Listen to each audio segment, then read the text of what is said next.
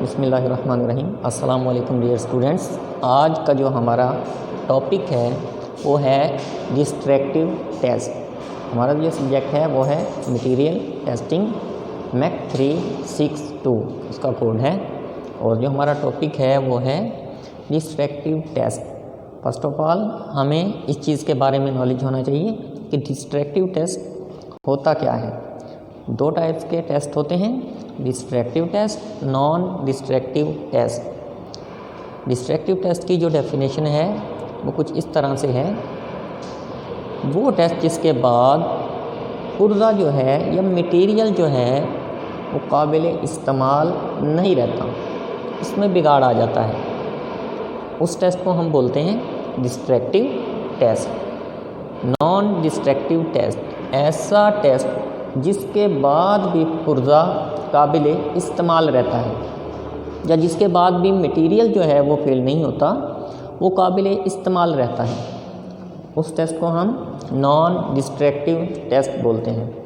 यहाँ पे हमारा जो टॉपिक है वो है डिस्ट्रैक्टिव टेस्ट, वो टेस्ट जिसके बाद मटेरियल काबिल इस्तेमाल रहता है उसको हम डिस्ट्रैक्टिव टेस्ट बोलते हैं।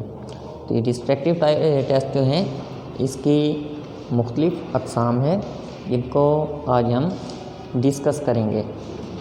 तो हमारे पास यहाँ पे मशीन जो नज़र आ रही है इसका नाम है ब्रेनल हार्डनेस टेस्ट मशीन। ऐसी मशीन जो कि मटेरियल की हार्डनेस को टेस्ट करने के लिए इस्तेमाल हो उसको हम ब्रेनल हार्डनेस टेस्ट मशीन कहते हैं। इसके अलावा विकर हार्डनेस टेस्ट मशीन भी एक ऐसी टेस्ट मशीन है जो कि मटेरियल की हार्डनेस को टेस्ट करने के लिए ही इस्तेमाल होती है। हार्डनेस टेस्ट करने की और भी मशीन्स अवेलेबल हैं जिसमें रॉकवेल हार्डनेस टेस्ट मशीन, जबकि यही टेस्ट जो है यूटीएम यूनिवर्सल टेस्टिंग मशीन पर भी सरंजाम दिया जा सकता है। यहाँ पे हम जिक्र करेंगे डिस्ट्रैक्टिव टेस्ट के लिए हार्डनेस टेस्ट जो है वो एक डिस्ट्रैक्टिव टेस्ट में आता है। तो इसके लिए हमारे पास जो फर्स्ट ऑफ ऑल मशीन दी गई है उसका नाम है ब्रेनल हार्डनेस टेस्ट मशीन। दूसरी जो है हमारी इसके अलावा वो है रॉकवेल हार्डनेस टेस्ट मशीन। तीसरी हमारे पास इस्तेमाल होती है विकर्स हार्डनेस टेस्ट मशीन। यानी कि तीन टाइप्स की मशीनें जो हैं हम वो हार्डनेस को टेस्ट करने के लिए इस्तेमाल करते हैं। Brinell hardness test machine, Rockwell hardness test machine, Vickers hardness test machine. यहाँ पे हम फर्स्ट ऑफ ऑल जिक्र करेंगे Brinell hardness test machine. First of all इसकी डेफिनेशन हो गई, ऐसी मशीन जिसके ज़रिए किसी मटेरियल की हार्डनेस को टेस्ट किया जाए वो हार्डनेस मशीन कहलाती है। ब्रेनल हार्डनेस मशीन वो मशीन है जो हम मटेरियल की हार्डनेस को टेस्ट करने के लिए इस्तेमाल करते हैं। इसके शेप आपको नज़र आ रही है, डिफरेंट इसके पार्ट्स हैं जिनको हम डिस्कस करते हैं। फर्स्ट ऑफ ऑल इसकी बेस नज़र आ रही है हमको, ये है बेस जिसने पूरी मशीन को सहारा दिया होता है। ये ज़्यादातर कास्ट आयरन की बनाई जाती हैं। बेस के बाद हमारे पास नंबर 2 पे ये कॉलम नज़र आ रहा है। कॉलम, ये कॉलम जो है इस मशीन का वो हिस्सा है जिसके अंदर इसके दूसरे पार्ट्स जो हैं वो अवेलेबल होते हैं। कॉलम के अंदर इसके दूसरे जो हिस्से हैं मशीन के वो दस्तयाब होते हैं, ये इसका कॉलम कहलाता है। कॉलम के बाद हम जिक्र करेंगे सक्रिय का। सक्रिय इसका वो हिस्सा है जो कि एनवल की हरकत को कंट्रोल करता है। तो ऊपर आपको नज़र आ रही है एनवल, यानी कि सक्रिय इसका वो हिस्सा है जो कि एनवल की हरकत को कंट्रोल करता है, सक्रिय कहलाता है। सक्रिय के ऊपर एनिमल नस्ब की गई होती है, उसके ऊपर हम स्पेसिमन यानी कि अपना जो पुर्जा है, जो जॉब, उसको रखते होते हैं। उसके बाद हमारे पास है हैंड व्हील। हैंड व्हील किस लिए इस्तेमाल होता है? हैंड व्हील जो है वो सक्रिय को हरकत देने के लिए इस्तेमाल होता है। सक्रिय को अगर अप डाउन करना हो तो हैंड व्हील जो है इसको हरकत दे के हम इसको अप और डाउन कर सकते हैं। उसके बाद हमारे पास है एनविल। एनविल किसे कहते हैं? एनविल वो हिस्सा होता है जो कि सक्रिय के ऊपर नस्ब होता है। एनविल वो हिस्सा जिसके ऊपर हम अपने स्पेसिमेन को रखते हैं, जिसके ऊपर हमने जो है अपना ऑपरेशन करना है, हमने अपना टेस्ट करना है। उस स्पेसिमेन को, उस पुर्जे को एनविल के ऊपर रखा जाता है। एनविल के बाद ये आपको नज़र आ रहा है स्पेसिमेन। स्पेसिमेन वो पुर्जा या वो पार्ट्स जिसके ऊपर हमने हार्डनेस टेस्ट सरंजाम देना है, उस पार्ट से उस हिस्से को स्पेसिमेन बोलते हैं, जो कि एनविल के ऊपर रखा गया है। उसके बाद ऊपर एक बॉल नज़र आ रहा है, बॉल, जिसको हम इंडेंटर भी बोलते हैं। इंडेंटर, ये इंडेंटर जो है, ये जो बॉल है, ये 10 mm 10 मिलीमीटर इसका डाया होता है। ये हार्डनेस टेस्ट करने के लिए इसके अंदर, स्पेसिमेन के अंदर धंसाव डालता है, तो इसको इंडेंटर या बॉल बोला जा सकता है। उसके बाद है प्लंजर। प्लंजर किसे बोलते हैं? ये एक सिलेंडर नुमा हिस्सा जो है, ये प्लंजर कहलाता है। ये बॉल को क्लैंप करने के लिए इस्तेमाल होता है। तो ये जो हिस्सा है इसका, ये जिसके अंदर हमने इंडेंटर को क्लैंप किया हुआ है, ये इसका प्लंजर कहलाता है। उसके बाद है हमारे पास ही बॉर्डन गेज। ये किस लिए इस्तेमाल होती है? बॉर्डन गेज जो है, इसका प्रेशर या इसकी जो फोर्स सप्लाई की गई है उसको शो करने के लिए ये एक गेज नस्ब की जाती है, जिसको हम बॉर्डन गेज बोलते हैं। तो ये इसके हैं पार्ट्स जो हमने डिस्कस किए। यहाँ पे देखे weight to balance oil pump. ये ऑयल पंप जो है, इसके वेट को बैलेंस करने के लिए इस्तेमाल किया गया है। ये जो यहाँ पे आपको नज़र आ रहा है ऑयल प्रेशर अप्लाइड, ऑयल के प्रेशर को अप्लाई करने के लिए इस्तेमाल हुआ है पंप जो है। तो ये इसके पार्ट्स हमने जिक्र किए, कॉलम था, बेस थी, सक्रिय था और सक्रिय व्हील था, एनविल थी, स्पेसिमेन था, इंडेंटर और प्लंजर। ये जो हैं ये इस मशीन के पार्ट्स हैं। तो इस मशीन की मदद से हार्डनेस को हम टेस्ट कैसे करते हैं? नंबर 1, हार्डनेस की डेफिनेशन भी हमें पता होनी चाहिए कि हार्डनेस क्या होती है। किसी भी मटेरियल की वो खासियत जो कि धंसाव के ख़िलाफ़, स्क्रैचिंग के ख़िलाफ़, घिसाव के ख़िलाफ़ और मशीनिंग के ख़िलाफ़ मुज़ाहमत करे, उस खासियत को हम उस मटेरियल की हार्डनेस, सख्ती यानी कि हार्डनेस बोलते हैं उसकी, कि मटेरियल हार्ड है, घिसता नहीं, धंसाव नहीं आता इसके अंदर गड़ा नहीं बनता। इसके मशीनिंग के ख़िलाफ़ ही मुज़ाहमत करता है ये मटेरियल जो है। मटेरियल की वो खासियत जो है वो उसकी हार्डनेस कहलाती है। तो इसके बाद इस मशीन को जो है, फ्रेनेल हार्डनेस टेस्ट मशीन को डिफरेंट तरीके से ऑपरेट किया जाता है। वो दर्ज झैल हैं, उनका जिक्र करते हैं अभी कि किस किस तरीके से हम इस मशीन को ऑपरेट कर सकते हैं। Number 1,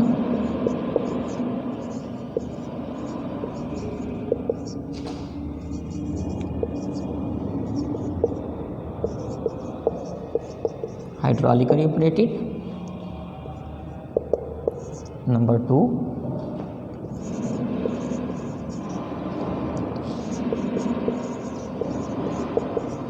gear operated. Number 3, manual यानी कि हैंड ऑपरेटेड। नंबर 4, पिस्टन की मदद से, पिस्टन ऑपरेटेड, यानी कि इस मशीन को हम 4 तरीक़ों से जो है ऑपरेट कर सकते हैं, चला सकते हैं, इस्तेमाल कर सकते हैं।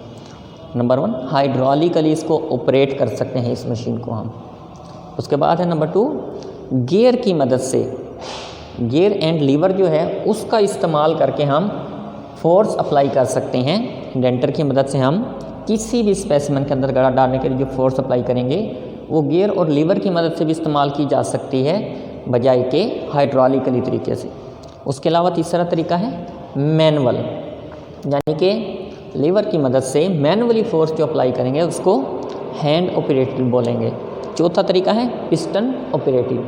पिस्टन और सिलेंडर जो इस्तेमाल होते हैं क्रैंकशाफ्ट की मदद से आगे पावर लेते हैं, तो पिस्टन की मदद से जो हम फोर्स अप्लाई करेंगे स्पेसिमेन को, उसको हम बोलेंगे piston operated hardness test machine. तो ये 4 तरीके की हमारे पास मशीन्स अवेलेबल होती हैं। इसके बाद अब हम इस टेस्ट का तरीकाकार जो है उसको थोड़ा सा डिस्कस करते हैं। इसका जो प्रोसीजर है वो कैसे है कि कैसे हमने किसी भी स्पेसिमेन का टेस्ट करना है।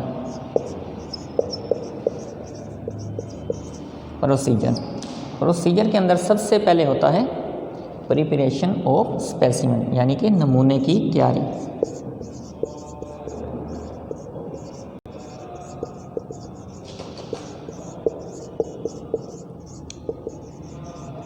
उसके बाद है नमूने की तनसीब, प्लेसमेंट ऑफ स्पेसिमेन। उसके बाद है लोड का इतलाक, applied load.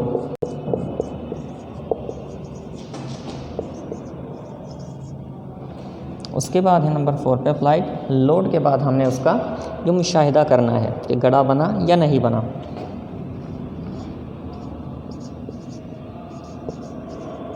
Observation and calculation. उसके बाद नंबर 5 पे उसकी एहतियातें क्या हैं जो हमने डिस्कस करनी है, यानी कि इसकी सेफ्टी क्या है, इसकी एहतियात क्या है, प्रिपरेशन।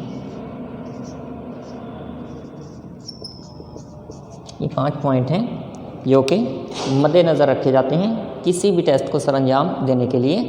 नंबर 1 पे हमारे पास जो प्रोसीजर है इसका टेस्ट का वो है प्रिपरेशन ऑफ स्पेसिमेन, यानी कि प्रिपरेशन क्या होता है, नमूने की तैयारी।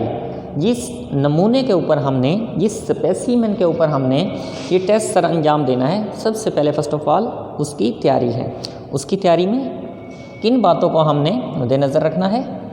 फर्स्ट ऑफ ऑल तो हमने उसके साइज़ जो है वो परफेक्ट होना चाहिए, उसका मटेरियल कौन सा है वो भी हमें मालूम होना चाहिए, फिर उसको साफ़ सुथरा हमवार होना चाहिए, मतलब कि उसको पहले हम देखेंगे इसके ऊपर जंग वगैरह तो नहीं है, उसको साफ़ करेंगे, बिल्कुल उसकी मशीनिंग करेंगे ताकि सही तरीके से टेस्ट सरअंजाम दिया जा सके। ये है नमूने की तैयारी, परफेक्ट नमूना तैयार करेंगे, उसके बाद उसको टेस्ट के लिए इस मकाम पे मुंतकिल किया जाएगा। उसके बाद है प्लेसमेंट ऑफ स्पेसिमेन, यानी कि नमूने की तैयारी के बाद नमूने की तनसीब, कि अब हम नमूने की जो तनसीब करेंगे वो कैसे करेंगे। जब नमूना 100% परफेक्ट है हमारे पास स्पेसिमेन, उसके बाद हम उसको लेके आएंगे और एनविल के ऊपर बिल्कुल सीधी हमवार सतह में रख देंगे, क्योंकि उसके ऊपर अब हमने फोर्स अप्लाई करनी है, उसकी हार्डनेस टेस्ट करनी है हमने उस नमूने की। तो नंबर 2 पे है हमारे पास प्लेसमेंट ऑफ स्पेसिमेन, यानी कि नमूने की तनसीब, उसको हमने नस्ब कर दिया। उसके बाद है अप्लाइड लोड, यानी कि अब हम लोड को अप्लाई करेंगे उसके ऊपर। अब लोड को कैसे अप्लाई करेंगे? हैंड के ऊपर हमने नमूने को रख दिया, उसके बाद हमने हैंड व्हील की मदद से स्क्रू को हरकत दी, मुकम्मल तौर पर ऊपर इंडेंटर तक हम उस स्क्रू को ले गए, इंडेंटर के साथ हमने उसको टच कर दिया। अब इंडेंटर के साथ उसको टच करने के बाद ऊपर से हमने हाइड्रोलिकली ऑपरेटेड है तो हाइड्रोलिक वाल्व के ज़रिए फोर्स अप्लाई की। अगर मैनुअल ऑपरेटेड है मैनुअल जो व्हील है, हैंडल है, उसके ज़रिए हमने फोर्स अप्लाई की। फॉर एग्जाम्पल हमारे पास जो है हाइड्रोलिकली ऑपरेटेड एक मशीन शो है, इसमें हमने हाइड्रोलिक वाल्व के ज़रिए फोर्स अप्लाई की, इसके अंदर धंसाव इंडेंटर ने डाल दिया। अब ये फौरी तौर पर धंसाव डालने के बाद हमने इंडेंटर को ऊपर अप नहीं करना, मिनिमम इसको 15 से 13 मिनट्स तक हमने फोर्स को अप्लाई रखना है इसके बाद, यानी कि मिनट नहीं सेकंड, 15 से 30 सेकंड तक लोड को अप्लाई रखेंगे कांस्टेंट। उसके बाद हम लोड को नमूने पर से उठा लेंगे। उसके बाद फिर हम नमूने को एनिमल से उठाएंगे, एक मखसूस जगह पे रख लेंगे। उसके बाद हमारा जो चौथा पॉइंट है वो अप्लाई होगा इसके ऊपर, यानी कि ऑब्जर्वेशन एंड कैलकुलेशन। अब हम करेंगे ऑब्जर्वेशन, इसका मुशाहिदा और इसकी कैलकुलेशन। तो वो हम कैसे करेंगे? सबसे पहले हमारे पास एक माइक्रोस्कोप होगा जिसके ज़रिए हम उसका मुशाहिदा करेंगे, और माइक्रोमीटर होगा जिसके ज़रिए हम उसकी पैमाइश, जो गड़ा बना है उसके अंदर, उसकी पैमाइश ले लेंगे। माइक्रोस्कोप और माइक्रोमीटर दो चीज़ें जो हैं वो इसकी ऑब्जर्वेशन एंड कैलकुलेशन में इस्तेमाल होंगी। पहले तो हमारे पास माइक्रोस्कोप होगा जिसकी मदद से साफ हमें वो गड़ा नज़र आ रहा होगा। उसके बाद माइक्रोमीटर को इस्तेमाल करते उस गड़े का जो डाया है उसकी हम पैमाइश ले लेंगे। ये हो गया ऑब्जर्वेशन। अब कैलकुलेशन क्या होगी, कैलकुलेशन को डिस्कस करते हैं। इसकी कैलकुलेशन क्या होगी? हमारे पास एक फार्मूला इस्तेमाल होगा इसका हार्डनेस नंबर मालूम करने के लिए। बर्नल हार्डनेस टेस्ट मशीन है तो इसको हम शो करेंगे Brinell hardness test number equal to load जो हमने अप्लाई किया ऊपर से और नीचे से, आवर एरिया। तो ये हमारे पास जो बर्नल हार्डनेस टेस्ट नंबर जो है इसका फार्मूला हमारे पास होगा पाई डी।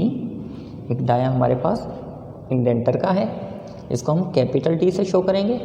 एक डाया जो हमारे पास स्पेसिमेन के अंदर हमने जो पैमाइश ली है वो वाला है, उसको हम स्मॉल डी से शो करेंगे। इसके बाद डी माइनस डी का स्केयर माइनस स्मॉल डी का स्केयर। ये हमारे पास फार्मूला है। हमारे पास दो डाए हैं, पाई की वैल्यू हमें पता होती है, लेंथ हमारे पास है। तो ये जो दोनों डाए हैं इनको इस्तेमाल करते हुए हम इसका BHN यानी कि ब्रेनल हार्डनेस टेस्ट नंबर जो है वो मालूम कर लेंगे। तो ये हमारा जो है हमने जो डिस्कस किया ब्रेनल हार्डनेस टेस्ट मशीन। इसके बाद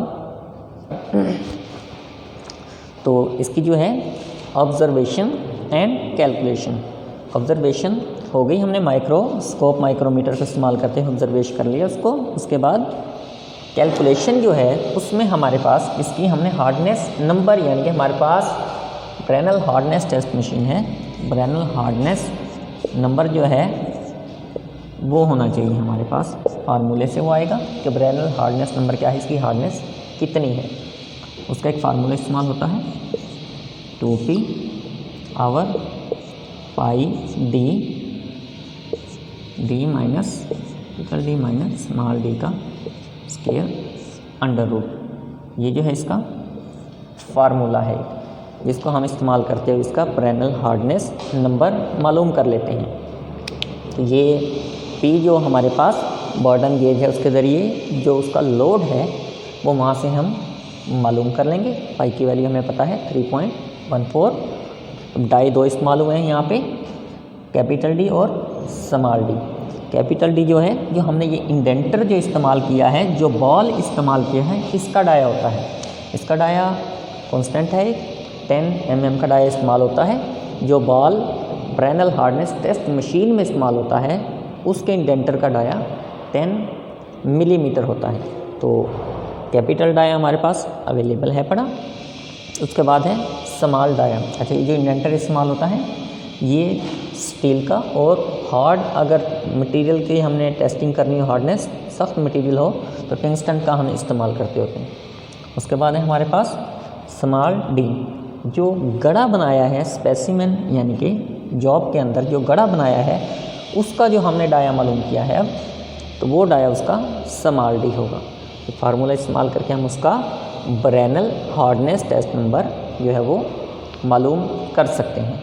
ये हमारे पास मशीन है ब्रेनल हार्डनेस टेस्ट मशीन।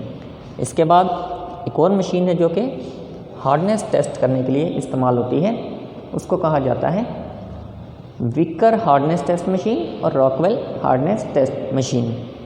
तो हम यहाँ पे पहले इसके बाद रॉकवेल हार्डनेस टेस्ट मशीन का जिक्र करेंगे कि रॉकवेल हार्डनेस टेस्ट मशीन कौन सी होती है।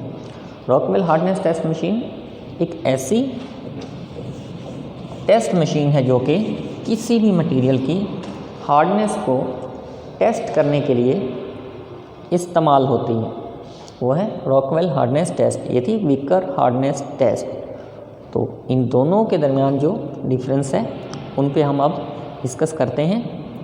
जो रॉकवेल हार्डनेस टेस्ट मशीन हमारे पास है, पार्ट्स उसके भी सेम और शेप यही है, यही उसकी बेस है कास्ट आयरन की बनी हुई, यही कॉलम है जिसके अंदर उसके दूसरे मशीनी पुर्जे दस्तयाब होते हैं, यही उसका भी सेम सक्रिय है।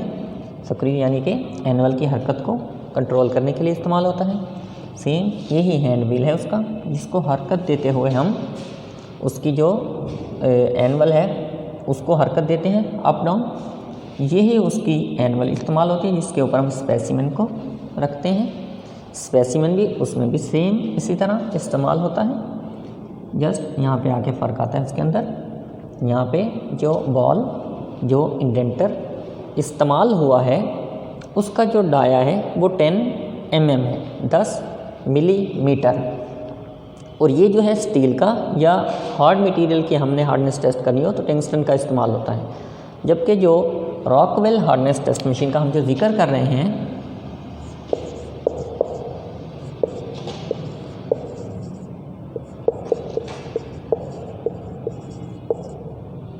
हार्डनेस टेस्ट मशीन, जो हम रॉकवेल हार्डनेस टेस्ट मशीन का जिक्र कर रहे हैं उसके अंदर जो ये हमारा इंडेंटर जो बॉल इस्तेमाल होता है उसका डाया 1.6 mm होता है। और वो ये स्टील का बनाया जाता है या टंगस्टन का, जबकि वो जो इस्तेमाल होता है वो डायमंड का बनाया जाता है। वो डायमंड का इस्तेमाल होता है, उसके अंदर जो इंडेंटर इस्तेमाल होता है वो इंडेंटर डायमंड का इस्तेमाल होता है। उसके अंदर ब्रेनल और रॉकवेल में ये फ़र्क है, इसके अंदर एक ही इंडेंटर इस्तेमाल होता है, जबकि रॉकवेल हार्डनेस टेस्ट मशीन के अंदर 2 तरह के इंडेंटर इस्तेमाल कर सकते हैं। एक राउंड शेप का बॉल, दूसरा उसका जो है कोन की शेप का इंडेंटर जो है वो इस्तेमाल हो सकता है। यानी कि दूसरा उसका इंडेंटर जो है वो कोन की शेप का हम इस्तेमाल कर सकते हैं। तो जो बॉल इस्तेमाल होता है उसके अंदर वो नरम धातुओं की हार्डनेस को टेस्ट करने के लिए इस्तेमाल होता है, जबकि जो कोन की शेप का इंडेंटर उसके अंदर इस्तेमाल होता है वो सख्त हार्ड धातुओं की हार्डनेस को टेस्ट करने के लिए इस्तेमाल किया जाता है। एक ये फ़र्क है ब्रेनल में और रॉकवेल में। दूसरा जो मेन फ़र्क है, इसके अंदर बॉर्डन ट्यूब गेज इस्तेमाल हुई है जो कि प्रेशर जो फोर्स है वो हमें बताती है। कैलकुलेशन के लिए फार्मूला इस्तेमाल होगा, फिर इसकी हमें हार्डनेस पता चलेगी। जबकि जो रॉकवेल हार्डनेस मशीन है उसके ऊपर जो गेज इस्तेमाल होती है वो डायरेक्ट उसकी हार्डनेस को बता रही होती है, उसमें कोई कैलकुलेशन के लिए फार्मूला इस्तेमाल नहीं होता, वो डायरेक्ट उसकी हार्डनेस बताती है। उसके ऊपर 2 तरह की स्केल बने होते हैं, एक सुर्ख दूसरा स्याह, यानी कि रेड और ब्लैक। तो जो सुर्ख स्केल जो होता है, जो रेड स्केल होता है, वो बॉल की रीडिंग के लिए इस्तेमाल किया जाता है। जब नर्म धातुओं की रीडिंग हमने मालूम करनी होती है तो उसके लिए हम जो सुर्ख स्केल जो होता है वो वाली रीडिंग लेते हैं। फॉर एग्जांपल हमारे पास विकर हार्डनेस टेस्ट मशीन है तो उसका हार्डनेस नंबर यूँ होगा, विकर हार्डनेस टेस्ट नंबर, जो सुर्ख है उसको B लिखते हैं, जो ब्लैक है उसको C लिखते हैं, यानी कि B फॉर एग्जांपल 45। जब हमने बॉल की जगह पे कोन का इस्तेमाल किया तो कोन जो है वो हार्ड जो सख्त धातें होती हैं उनकी हार्डनेस टेस्ट करने के लिए इस्तेमाल होती है।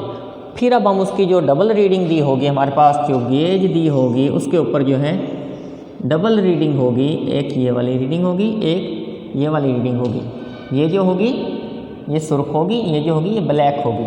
अब हम ब्लैक वाली रीडिंग को नोट करेंगे, जो उसकी ब्लैक रीडिंग होगी। अब ब्लैक रीडिंग हम कोन के लिए इस्तेमाल करेंगे। ब्लैक रीडिंग को अब हम नोट कर लेंगे जब हमने कोन का इस्तेमाल किया है हार्डनेस टेस्ट करने के लिए, और सख्त धातुओं की हार्डनेस अब हम टेस्ट कर रहे हैं। तो अब उसका जो हार्डनेस नंबर होगा, विकर हार्डनेस टेस्ट नंबर जो है वो C से जाहिर करेंगे। सुर्ख वाली को B से, ब्लैक वाली को C से। अब C फॉर एग्जांपल उसका 47 है हार्डनेस नंबर, तो उसमें ये तरीका इस्तेमाल होता है। वो डायरेक्ट जो है हार्डनेस नंबर बताती है विकर हार्डनेस टेस्ट मशीन, जबकि ब्रेनल हार्डनेस टेस्ट मशीन के अंदर हमारे पास फोर्स जो लोड है वो आ जाता है और कैलकुलेशन के लिए फार्मूला इस्तेमाल होता है, जिसकी मदद से हम कैलकुलेशन करते हुए उसका हार्डनेस नंबर मालूम कर लेते हैं। दूसरी जो एक बेसिक डिफरेंस है इनके अंदर वो ये है, उसका इंडेंटर जो है ब्रेनल हार्डनेस का जो इंडेंटर है 10 mm है, जबकि उसका 1.6 mm है। तो ये जो है डिस्ट्रैक्टिव टेस्ट है, जिसके बाद पुर्जा काबिल इस्तेमाल नहीं रहता। उसको नॉन डिस्ट्रैक्टिव में भी यूज़ किया जा सकता है। उसका जो गड़ा बनता है, जो डाया बनता है वो मामूली होता है 1.6 mm, तो वो उसके बाद वो मटेरियल फेल नहीं होता, वो काबिल इस्तेमाल रहता है। उसके ज़रिए टेस्ट के ज़रिए जो मटेरियल होता है उसको हम अगेन इस्तेमाल कर सकते हैं। तो मेन जो दोनों के अंदर डिफरेंस है वो ये है, इसका इंडेंटर बड़ा होता है, उसका इंडेंटर छोटा होता है। इसका वेट ज़्यादा होता है, उसका वेट कम होता है। इसकी हार्डनेस मालूम करने के लिए फार्मूला इस्तेमाल होता है, जबकि उसकी हार्डनेस डायरेक्ट हमारे पास गेज पे शो हो जाती है। इसके ज़रिए जो गड़ा बनता है वो बड़ा होता है, उसके ज़रिए जो गड़ा बनता है वो छोटा होता है। इस टेस्ट को करने के बाद पुर्जा काबिल इस्तेमाल नहीं रहता, उस टेस्ट को करने के बाद पुर्जा काबिल इस्तेमाल फिर भी रह जाता है। टेस्ट करने के लिए एक बात को मद्देनज़र रखना चाहिए, टेस्ट इस तरह से फोर्स अप्लाई ना हो कि नीचे वाली साइड से भी स्पेसिमेन के गड़ा शो हो जाए, जस्ट ऊपर ऊपर शो रहे। इसकी टाइमिंग होती है 15 से 30 सेकंड फोर्स अप्लाई रखते हैं।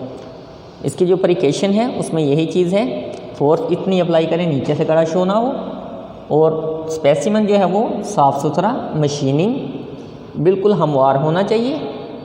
उसके अलावा एक गड़े के बिल्कुल करीब दूसरा गड़ा नहीं बनाना चाहिए।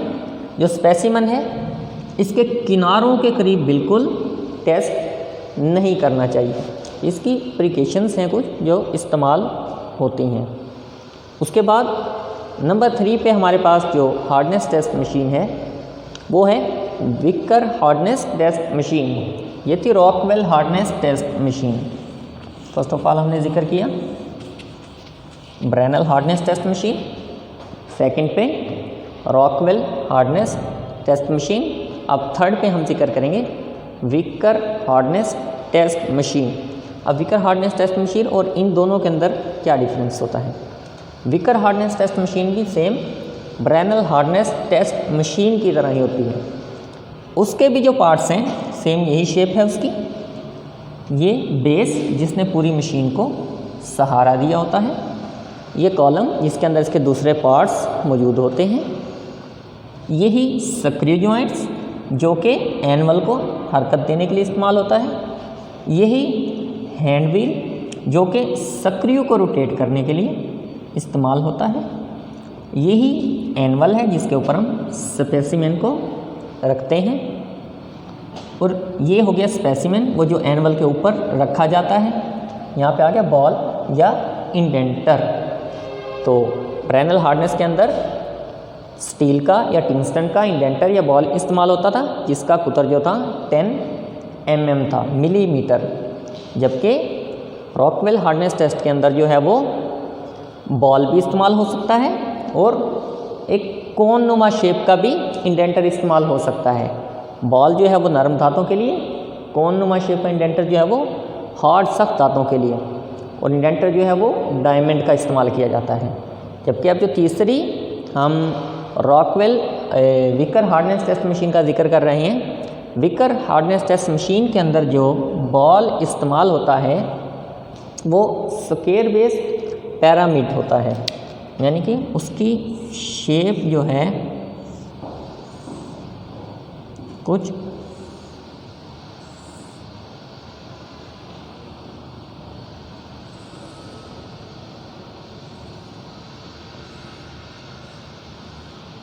ही शेप की होती है, यानी कि स्क्वायर बेस पिरामिड इंडेंटर इस्तेमाल होता है, जिसका जो एंगल है 136 डिग्री होता है, 136 डिग्री। यानी कि जो रॉकवेल और विकर और ब्रेनल हार्डनेस टेस्ट मशीन तीनों के अंदर इंडेंटर का इस्तेमाल चेंज है, और उनका जो कैलकुलेशन है ब्रेनल में फार्मूला अप्लाई किया जाता है, और रॉकवेल जो है उसके अंदर डायरेक्ट रीडिंग आती है, जबकि जो विकर है उसके अंदर भी फार्मूला इस्तेमाल किया जाता है। यानी कि हार्डनेस टेस्ट मशीन है, थोड़ी सी डिफरेंस है, जैसे उसका जो इंडेंटर है वो स्क्वायर बेस पिरामिड इस्तेमाल होता है, पार्ट्स उसके भी यही हैं, प्रोसीजर जो है उसका भी सेम, पार्ट्स तीनों के सेम हैं, प्रोसीजर जो है तीनों का सेम है। जस्ट कैलकुलेशन और ऑब्जर्वेशन जो है वो ब्रेनल और विकर में इस्तेमाल होती है, जबकि रॉकवेल डायरेक्ट हमें कैलकुलेशन बता देती है, इसके हार्डनेस टेस्ट ये है। तो जो प्रोसीजर है वो हमारे पास नमूने की तैयारी, प्रिपरेशन ऑफ स्पेसिमन तीनों के अंदर है और सेम है। नंबर 2 पे हमारे पास जो है प्लेसमेंट ऑफ स्पेसिमन, नमूने की तनसीब, वो भी तीनों की सेम है। नंबर 3 पे हमारे पास जो है एप्लीकेशन ऑफ लोड, लोड का इतलाक, लोड अप्लाई करना, वो भी तीनों के अंदर सेम है। ऑब्जर्वेशन एंड कैलकुलेशन हमारी जो है वो विकर में और ब्रेनल में सेम है, जबकि रॉकवेल में डायरेक्ट हमारे पास रीडिंग आ जाती है। प्रिपरेशन जो है हमारे पास, जो एहतियातें हैं वो ऑलमोस्ट तीनों में कुछ सेम है, यानी कि जो हमारे पास स्पेसिमन होना चाहिए उसकी एग्जैक्ट डायमेंशन होनी चाहिए, मटेरियल का हमें पता होना चाहिए किस मटेरियल का बना है, साफ़ सुथरा होना चाहिए, मशीनिंग उसकी की हुई होनी चाहिए, और उसके बाद जंग वगैरह उसके ऊपर नहीं होना चाहिए, जंग वगैरह से वो पाक होना चाहिए, बिल्कुल हमवार साफ़ सुथरा प्लेन हो। किनारों पर टेस्ट करने से ख्याल करना चाहिए, एक के बिल्कुल करीब दूसरा टेस्ट नहीं करना चाहिए। टेस्ट करते वक्त इस अंदाज से फोर्स अप्लाई ना करें कि बैक से भी गड़ा शो होने लग जाए। तो ये प्रिपरेशन जो है तीनों की ऑलमोस्ट सेम है।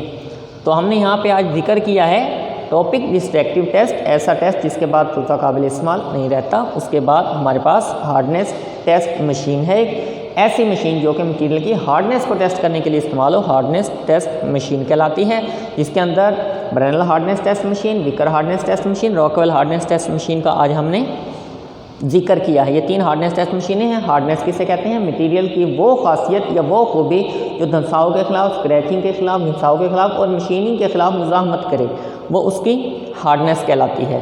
तो आज हमने हार्डनेस वाले टॉपिक को डिस्कस किया है। इंशाल्लाह नेक्स्ट टाइम हम आगे डिस्कस करेंगे।